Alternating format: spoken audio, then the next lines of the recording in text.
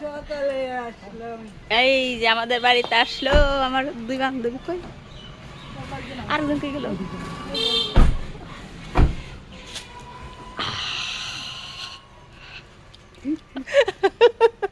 দেখা যাচ্ছে তো দেখা ধরো। ওরে ধরছে তো।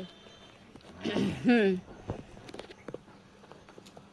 এই যে প্রিয় বান্ধবীর বাসায়